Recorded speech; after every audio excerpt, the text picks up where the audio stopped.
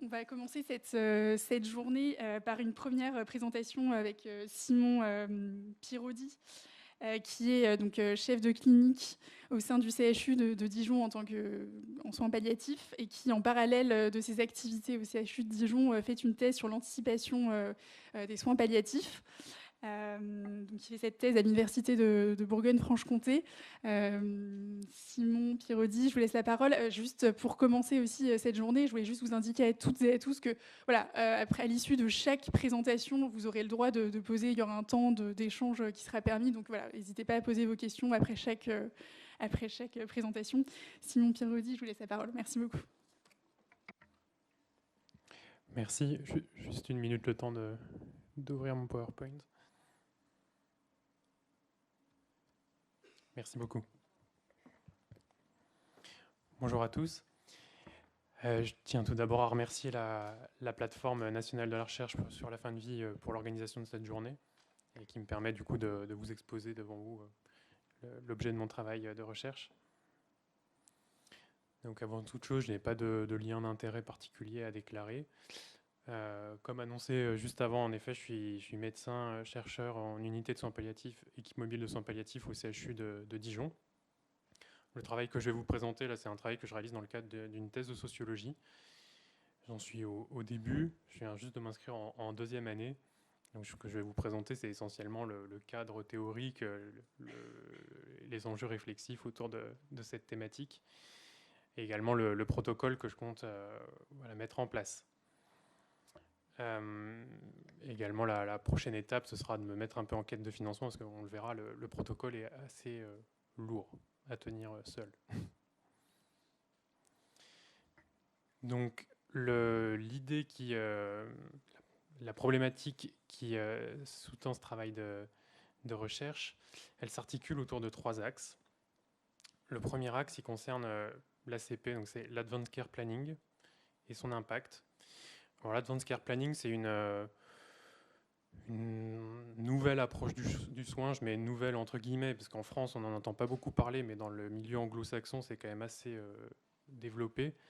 C'est quelque chose quand même qui s'est beaucoup mis en place dans le milieu de la réanimation notamment, qui vise à anticiper avec les patients ou leurs proches le plus possible comment va évoluer une maladie ou comment va arriver la fin de vie dans le cours d'une vie d'un patient.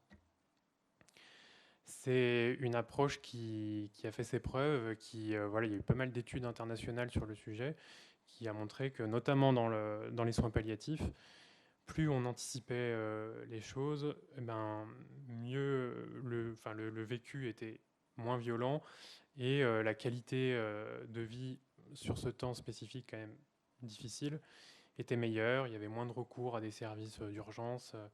Voilà, il y avait vraiment un meilleur vécu aussi des aidants.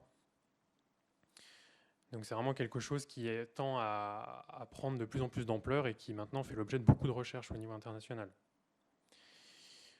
Donc en France, comme je vous l'ai dit juste avant, c'est vrai qu'on en entend peu parler. Il y a tout de même en oncologie le milieu des soins de support qui a pris un peu cette problématique qui développe voilà, des techniques d'anticipation. Mais il reste quand même toute la problématique des maladies d'insuffisance d'organes et des troubles neuroévolutifs où là, il y a quand même peu d'anticipation dans les prises en charge. Et c'est vrai que les pouvoirs publics se concentrent beaucoup sur les directives anticipées. C'est quelque chose qui a fait son apparition dans le paysage légal depuis 2005. Maintenant, donc, ça fait quand même une bonne, presque une vingtaine d'années que c'est rentré dans les usages. Et pour autant, il y a toujours des difficultés à avoir recours à ces directives anticipées, à les utiliser efficacement. La dernière mission d'évaluation qui a eu lieu cette année, elle a repéré qu'il y avait seulement 8% des répondants à la mission qui avaient rempli leur directive anticipée. Donc c'est quand même, ça reste peu.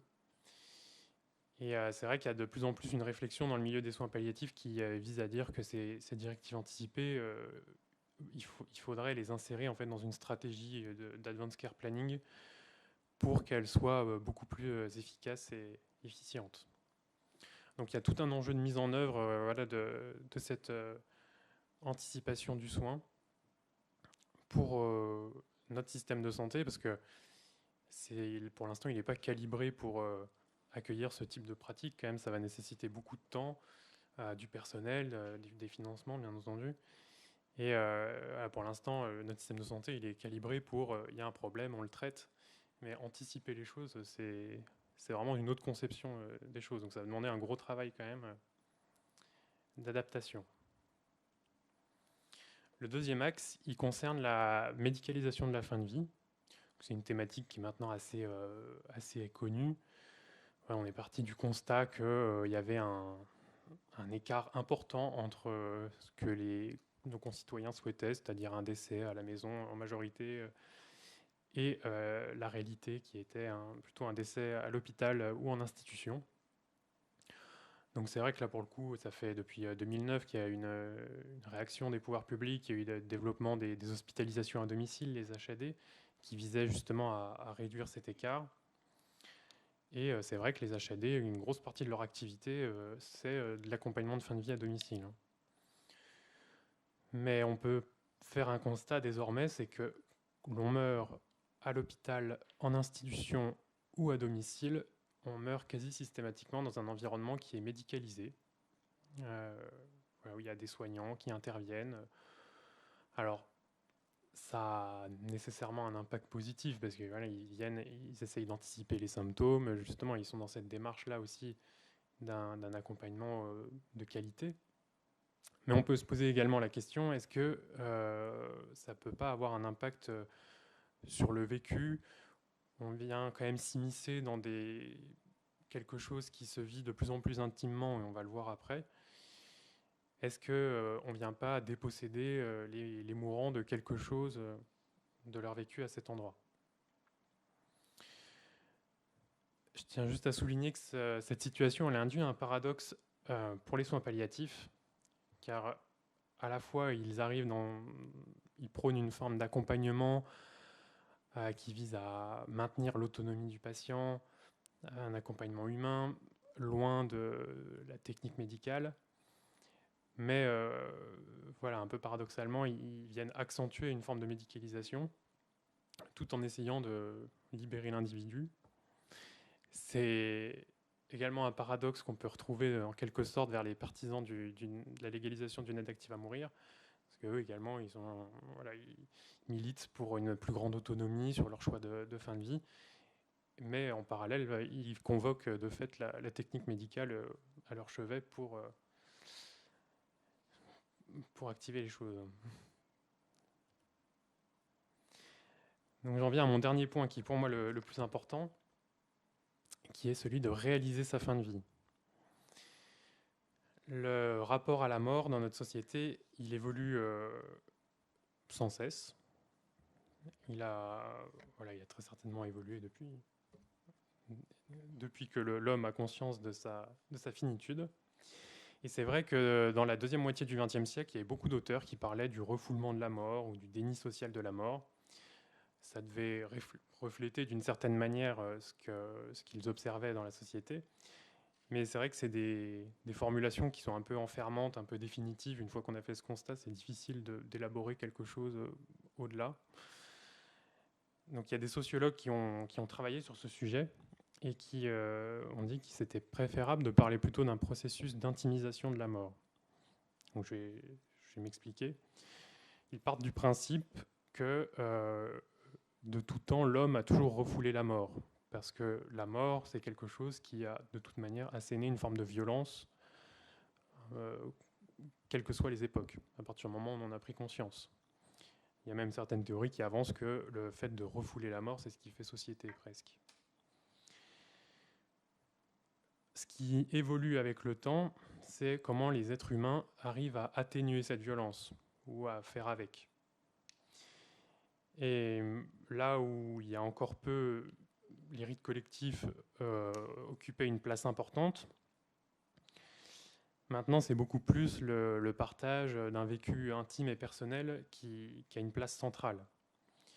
On est passé d'un modèle où l'individu inscrivait ce qu'il vivait, donc sa fin de vie et son décès, dans des rites très codifiés, où tout le monde avait les mêmes codes, arrivait à se repérer, afin d'assurer le collectif que la vie allait continuer après son décès, et dans une forme de soutien, quoi. Maintenant, on est passé de ce mode-là à quelque chose où l'individu, dans son vécu de la fin de vie, il vient convoquer le collectif dans une forme de soutien à lui, cette fois, pour témoigner un peu de ce qu'il vit, de son expérience subjective. Et c'est vrai que c'est un changement des rapports de force, un peu. Après, il ne faut pas y voir quelque chose d'égocentré, hein, c'est toujours une histoire de soutien qui prévaut. Mais c'est vrai que c'est ce qu'on peut observer désormais.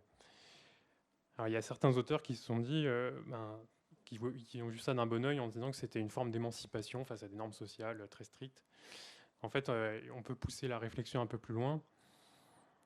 On est passé d'un mode de normalisation, donc les rites collectifs avec leur code, à un autre qui est un peu plus pernicieux, parce que les individus, dans leur approche de la fin de vie, ils portent avec eux un modèle idéal qui peut être celui de la bonne mort, où il y a des attendus très spécifiques. Alors, on a parlé de mourir chez soi, mais il y a également mourir dans son sommeil, entouré de ses proches, sans souffrance, sans embêter sa famille, ses proches. Enfin, voilà, c'est sans être un poids pour eux. Et tout ça, en fait, ça porte tout autant des injonctions et des normes qui vont être plutôt de l'ordre d'autocontrainte, mais c'est pas forcément une émancipation, quoi. C'est une autre mode de contrainte. Ce changement de rapport à la fin de vie, il vient sous-tendre une revendication de la légalisation toujours plus importante d'une aide active à mourir, et puis d'une forme d'autonomie vis-à-vis de ses choix de fin de vie. Donc, je ne vous fais pas l'affront de récapituler tout ce qui s'est passé là dans l'année 2023. C'était très riche en la matière. Donc on attend toujours cette fameuse loi qui verra peut-être pas le jour avant début 2024. Mais bon. Je rappelle simplement que c'est une évolution qui vient ébranler quand même le monde du soin, notamment les soins palliatifs qui voient un changement de paradigme majeur dans ce qui fait le soin jusqu'à présent. Il y a beaucoup d'autres pays qui ont légalisé des formes d'aide active à mourir, outre-Atlantique et également en Europe. Certains depuis quand même une bonne vingtaine d'années, donc on a pas mal de retours d'expérience. C'est là-dessus qu'on peut s'appuyer pour dire quand même que c'est pas un changement anodin, quoi. Ça a un impact sur les vécus des patients, sur les pratiques soignantes et sur le rapport à la fin de vie. Je cite simplement une étude de 2021 qui étudiait, c'est une grosse étude internationale qui étudiait, comparait la qualité de la fin de vie dans différents États et qui retrouvait que la qualité de la fin de vie était jugée plus satisfaisante en France qu'au Canada et en Belgique, qui sont deux États qui ont légalisé, alors la Belgique depuis une vingtaine d'années, le Canada c'est plus récent, une forme d'aide active à mourir. Du coup, on peut légitimement se poser cette question, est-ce que l'aide active à mourir répond-elle vraiment à ce besoin de maîtrise et de qualité de la fin de vie? Est-ce qu'il n'y a pas d'autres choses qui sont en jeu de manière sous-jacente? Donc pour synthétiser un peu tous ces axes, on a d'une part une nouvelle approche du soin qui commence à se déployer, à prendre de l'ampleur, dont les soins palliatifs sont en train de se saisir pour optimiser leur prise en charge, mais qui paradoxalement vient aussi accentuer une forme de médicalisation, parce que si on vient convoquer des médecins dans l'anticipation même de la maladie et de la fin de vie, vous voyez bien que ça fait une présence médicale quand même assez conséquente en accompagnement, dans un contexte où nos concitoyens, il y a une poussée de plus en plus forte pour une plus grande autonomie dans ces choix de fin de vie. Et donc, ça paraissait intéressant d'aller se pencher sur les vécus à la fois des patients, de leurs proches, mais aussi des soignants, dans ce contexte, vis-à-vis des prises en charge palliatives, également leurs attendus, et voir comment on pouvait anticiper au mieux les prises en charge palliatives avec tous ces mouvements paradoxaux, quoi. Donc les objectifs principaux de cette thèse, ce sera déjà d'étudier assez finement les mutations à l'œuvre dans le rapport à la fin de vie. Également sur les pratiques soignantes dans ce contexte de changement de la loi. De dégager des pistes d'anticipation des soins palliatifs tout en ménageant l'effet de médicalisation. Et puis d'évaluer l'impact de cette médicalisation sur le vécu des patients, qu'il soit positif comme négatif. Donc, au niveau du protocole, ce sera une étude un peu exploratoire, avec une enquête de terrain, multicentrique, qui aura recours essentiellement à la méthodologie qualitative, mais également quantitative. En premier lieu, on a prévu de recruter des patients donc, qui sont en prise en charge palliative exclusive, donc plutôt en unité de soins palliatifs ou en suivi d'équipe mobile de soins palliatifs, et de mener des entretiens semi-dirigés avec eux s'ils sont en capacité de le faire, bien sûr, pour voir un peu leur vécu, leur retour d'expérience sur tout leur accompagnement jusqu'à présent, et voir sur les 3 axes ce qu'ils ont pensé de leur prise en charge et est-ce que ça a impacté leur rapport à la fin de vie, comment l'accompagnement a pu avoir un impact sur leur vécu. Pour leurs proches, on pensait faire des focus group et accentuer pour le coup plus les questionnements autour du rapport à la fin de vie. Là, on a sélectionné les médecins référents dans les prises en charge. On aurait pu, moi je pense que ce serait beaucoup plus intéressant d'englober tous les soignants dans cette étude, mais bon, voilà, pour des raisons de lourdeur méthodologique, ça paraît compliqué. Donc, je me suis concentré sur les médecins référents pour faire des entretiens semi-dirigés et eux, plus les questionner sur les effets de la médicalisation sur l'accompagnement et également s'ils entrevoient des voies d'anticipation. Il y a aussi un questionnaire d'évaluation qu'on compte faire auprès de tous les médecins d'un établissement de santé pour voir, suivant différentes vignettes cliniques, comment ils jugent que la situation est palliative ou non. Voilà, il y a beaucoup de travaux différents, avec une méthodologie assez riche et conséquente, d'où l'objectif de financement.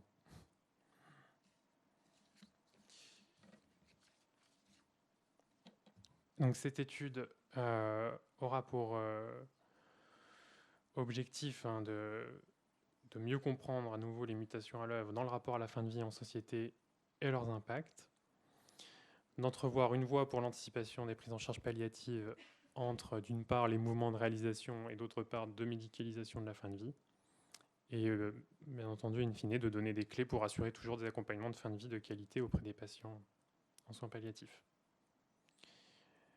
J'ai joint ma bibliographie qui est assez conséquente, il y a 3 pages, donc si jamais le diapo sera disponible.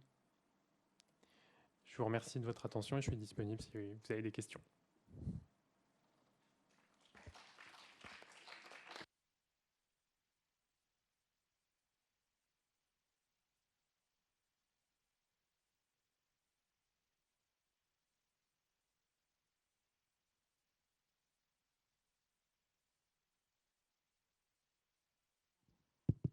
Excusez-moi. Merci beaucoup pour cette présentation. Je suis Sarah Carvalho, je suis philosophe, donc je vais vous poser une question de philosophe et puis ensuite une question un peu plus méthodologique. Ma question de philosophe, c'est que dans l'avis 139 là, du CCNE, donc ils reprennent bien cet idéal d'une mort à la fois aseptisée, sans douleur, etc., et puis d'une mort choisie, donc qui correspond un petit peu à ce que vous avez montré comme changement de paradigme anthropologique. Mais la vie ajoute l'idée que en fait, la mort ne serait plus une expérience essentielle de la vie. Alors que vous avez implicitement l'idée que, au contraire, c'est un enjeu essentiel d'affirmation de soi, d'une certaine vérité à travers ce que vous avez appelé la logique de l'intimisation. Donc je voulais... Alors peut-être que vous n'avez pas relu récemment cet avis, mais peut-être que... Voilà, quelle serait votre réaction par rapport à cette idée de dire que on pourrait finalement la vie va jusque-là, on pourrait se passer quasiment de l'expérience de la mort. Enfin, si on pouvait s'en passer, voilà, les gens voudraient s'en passer. Et puis la deuxième remarque, enfin la deuxième question, mais qui est plus méthodologique, c'est que si je comprends bien, votre étude, elle va se jouer dans le fait que, enfin, autour de ce moment pivot où la loi sans doute va exister d'une manière ou d'une autre. Et donc, d'un point de vue méthodologique, comment est-ce que vous allez disons, traduire ce moment de transition potentiel, aussi bien au niveau des soignants que des patients, de l'entourage, etc. Parce que y a ceux qui seront potentiellement avant l'application, les décrets, etc., puis ceux qui vont être après. Est-ce que vous allez tenir compte de cette phase de transition? Merci pour cette question. Alors pour la première question, c'est vrai que ça fait un moment que je l'ai lu, l'avis 139. Mais oui, c'est vrai il peut y avoir cette conception un peu en effet, on peut se passer de l'expérience de la mort. Alors c'est un peu un argument qu'on retrouve aussi chez les partisans de la légalisation. Alors moi, c'est vrai que là, je me fais l'écho plutôt de travaux sociologiques et j'ai pas vu d'équivalent dans ces travaux. Mais du coup, je vous réponds plus sur un plan personnel. Pour moi, c'est un peu un leurre, parce que même si on atténue ou on court-circuite le plus possible ce moment, il n'empêche qu'on va mourir. Et je vois pas comment ça ne peut ne pas avoir un impact. Ouais. Je pense pas qu'on puisse arriver conceptuellement à un niveau de se dire on se passe de cette expérience de la mort. Ou alors c'est qu'on est immortel. Mais on n'en est pas encore là, je pense. Pour la deuxième question sur la méthodologie, c'est vrai que ça va dépendre du timing de quand je vais pouvoir déployer mon protocole. Alors, idéalement, j'avais prévu de le déployer au courant de l'année, là. Mais bon, voilà, je ne sais pas par quel... je vais certainement commencer par des petites enquêtes de terrain localement, des petits travaux qui seront peut-être pas en lien directement tout de suite avec les gros enjeux que je vous ai présentés tout de suite, enfin à l'instant. Et en plus, le projet de loi, bon, il se fait attendre, on ne sait pas trop quand est-ce qu'il va sortir, donc c'est difficile d'anticiper sur tout ça. C'est sûr que je vais en tenir compte. Je pense que si voilà, je vois que je peux déployer tout mon protocole après ou au courant de la mise en œuvre de la loi, ce serait idéal. Si ça doit se faire un peu avant, bon, je verrai pour... voilà. De toute façon, j'ai une flexibilité qui me permet pour l'instant de m'adapter. Sadek Belossi, je suis médecin. Une question qui prolonge peut-être celle de Sarah Carvalho, qui tient à votre première réponse. Chamfort, le grand Chamfort du beau et glorieux XVIIIe siècle, disait « Philosopher, c'est apprendre à mourir. La belle affaire, on réussit très bien la première fois. » Donc, en fait, on va arriver. Je trouve que ce qui est très intéressant dans votre projet de travail, là, c'est cette notion d'intimisation que je trouve originale, riche, et moi je vous incite à creuser ça.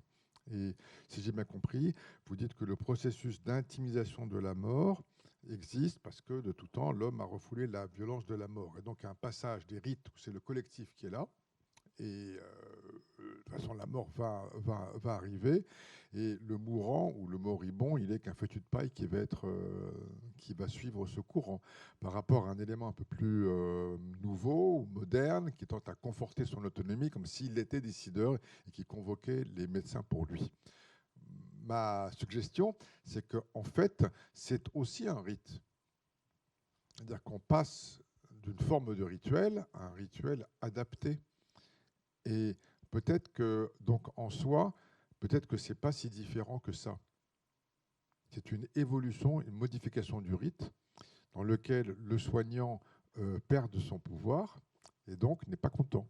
Il n'est pas content parce qu'on va le déchoir de quelque chose, ou il n'est pas content parce qu'avant il pouvait buter les malades tranquillement et là il va devoir rendre des comptes. Donc qu'il soit pro ou anti-euthanasique, il n'est pas content.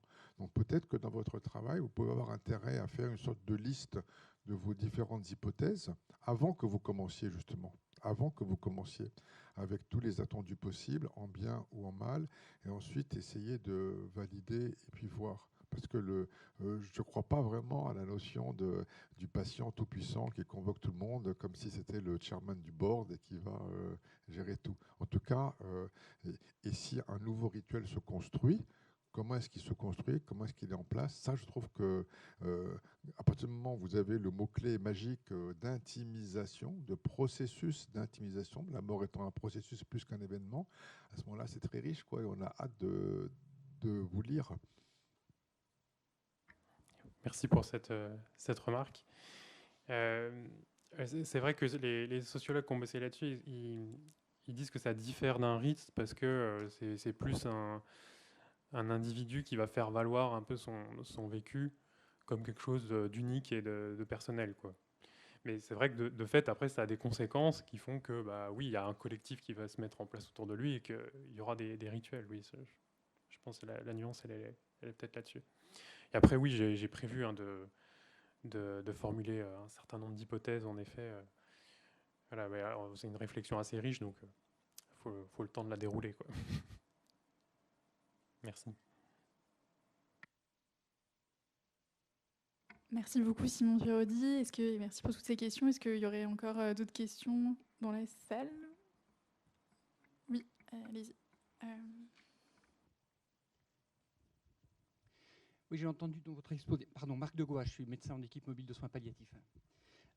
J'ai entendu dans votre exposé quand même qu'il y avait quelque chose qui sous-tendait fortement votre posture. C'est par rapport à une évolution éventuelle de la loi. J'entends qu'il y a une hypothèse quand même qui se formule entre les mots, qu'une évolution vers une aide médicale à mourir serait plutôt un pas dans un mauvais sens, pour dire les choses simplement. Ce n'est pas une posture qui est exceptionnelle dans le milieu des soins palliatifs.